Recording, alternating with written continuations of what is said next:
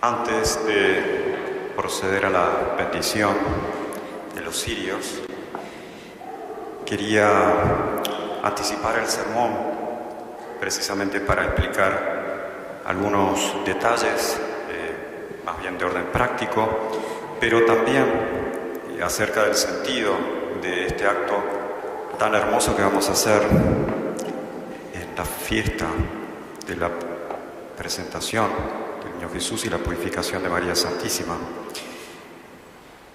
Esta ceremonia, que tiene una solemnidad especial, y vale la pena entonces explicar qué es un sacramental, pero eso lo vamos a hacer entonces después de algunas observaciones prácticas. Entonces, después de hacer la bendición, ustedes se van a acercar al comulgatorio, se van a poner de rodillas y van a recibir el cirio que hayan traído o que les pasemos nosotros de parte del sacerdote. Es conveniente que besen primero el cirio y después la mano del sacerdote. Después vamos a salir en procesión por el centro de la iglesia y la procesión va a ser pequeña. Vamos a encender nuestros cirios antes de iniciar la procesión y vamos entonces a salir y vamos a dar una vuelta por la playa de estacionamiento en la medida que podamos, que nos dejen sus autos, y después vamos a volver por el centro de nuestra iglesia. Cuando comencemos la misa en el Evangelio van a encender el cirio y terminado el Evangelio entonces lo apagan y después lo van a volver a encender al cirio desde el canon de la misa hasta la comunión del sacerdote. Entonces, durante la procesión, durante el Evangelio de la misa y desde el canon de la misa hasta la comunión del sacerdote.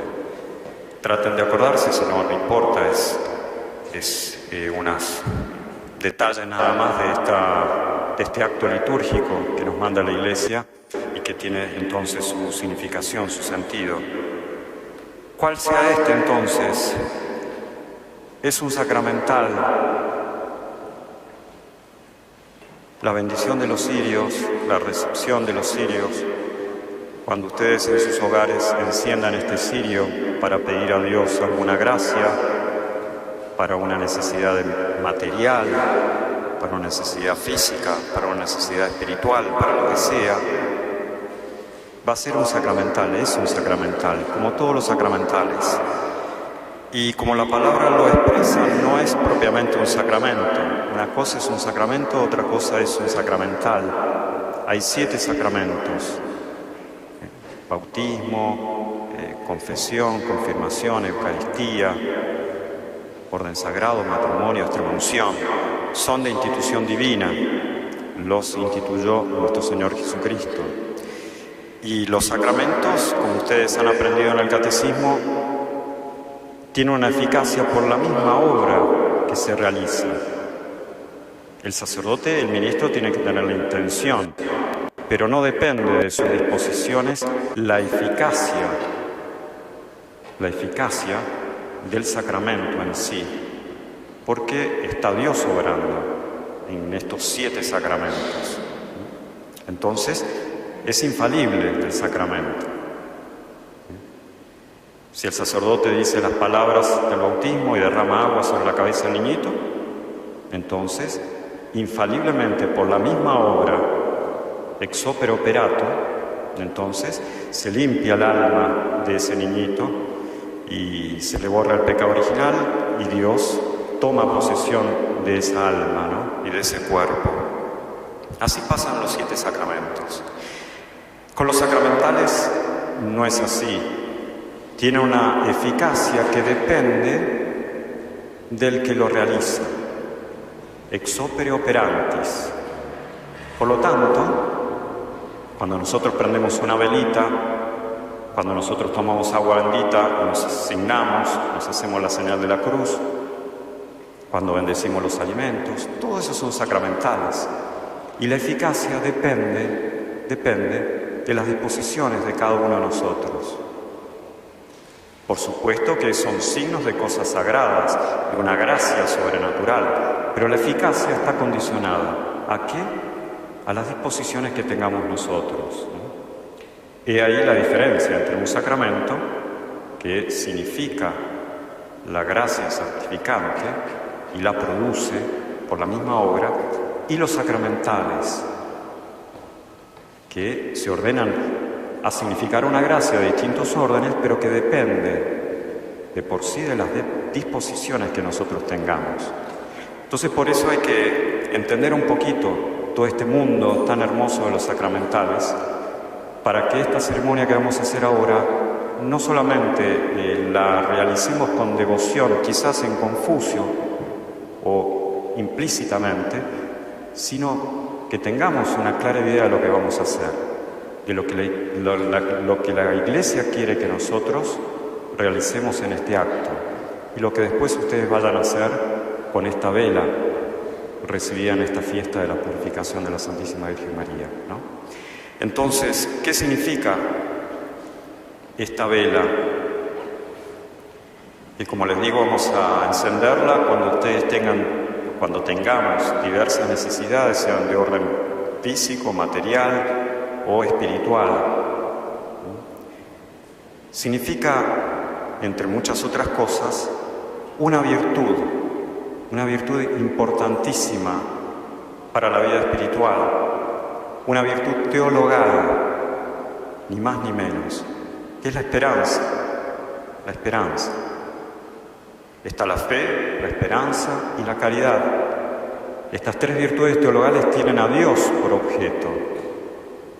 Entonces la esperanza tiene por objeto el cielo y todas aquellas gracias, medios y personas que se ordenan a que nosotros alcancemos el cielo.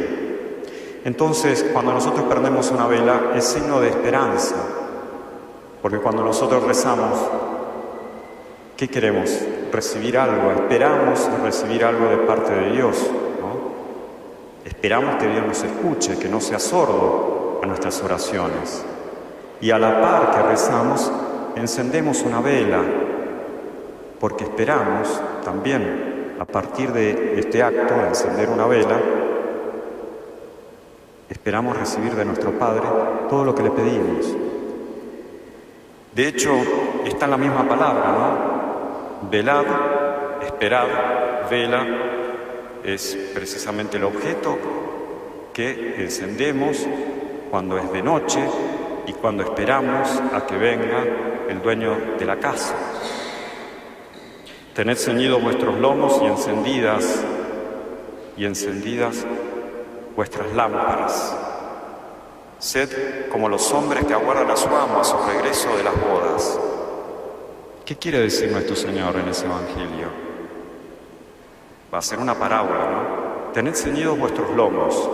Es decir, el dueño de casa salió para una fiesta, para unas bodas, y los siervos tienen que quedarse en la casa velando para que no vengan los enemigos del Señor, para que no sean asaltados, esperándolo, para felicitarlo al dueño de casa, para darle un homenaje, ¿no? Aquí estoy, me quedé toda la noche en vela esperándote. Ceñidos los lomos, es decir, no holgadamente, sino una especie de prontitud. Estoy preparado para que venga mi amo y me vea con una vela encendida. Sed como los hombres que aguardan a su amo a su regreso de las bodas, para abrirle prontamente cuando llegue y llame a la puerta. Dichosos los siervos a quienes el amo a su llegada encuentre velando, con la vela, ¿no? En verdad os digo que se ceñirá y los hará sentar a la mesa, y pasando del uno al otro les servirá.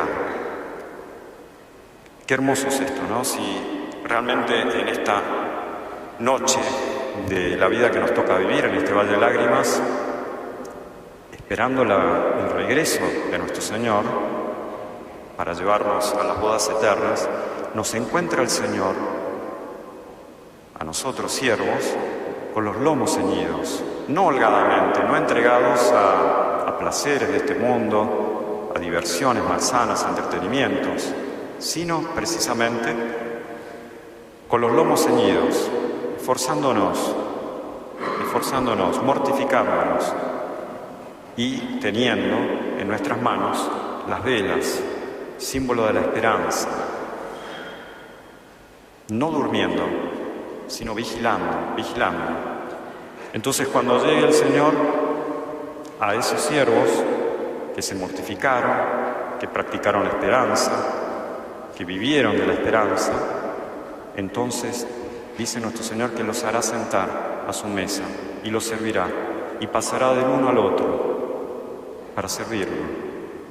Entonces es muy importante lo que vamos a hacer ahora, porque si comprendemos el sentido de este sacramental, lo vamos a recibir y lo vamos a poner en funcionamiento, por decirlo de alguna manera, con las debidas disposiciones, para que realmente tengamos un efecto, no digo infalible, porque infalibles son los sacramentos, pero sí casi infalible. Entonces vamos a ejercitar la esperanza, virtud hermosísima y que tanto necesitamos los católicos hoy en día, porque hay infinidad de peligros, infinidad de sufrimientos, de tribulaciones y de todo aquello que parece que nos hace disminuir la fe, la esperanza y la caridad. Entonces, tener encendida nuestra lámpara. Está también la parábola de las vírgenes necias, ¿no es cierto? Que ustedes ya lo recuerdan. Las vírgenes necias, se le acaba el aceite y no pueden entrar a las bodas. Golpean, pero porque se les ha apagado el aceite de las lámparas, no pueden entrar. Es más, el Señor les va a decir a ellas: no las conoce, que no las conoce, las desconoce. ¿Por qué? Porque le faltó la esperanza. Si falta la esperanza, eso ya es un signo de que uno lamentablemente no se va a salvar.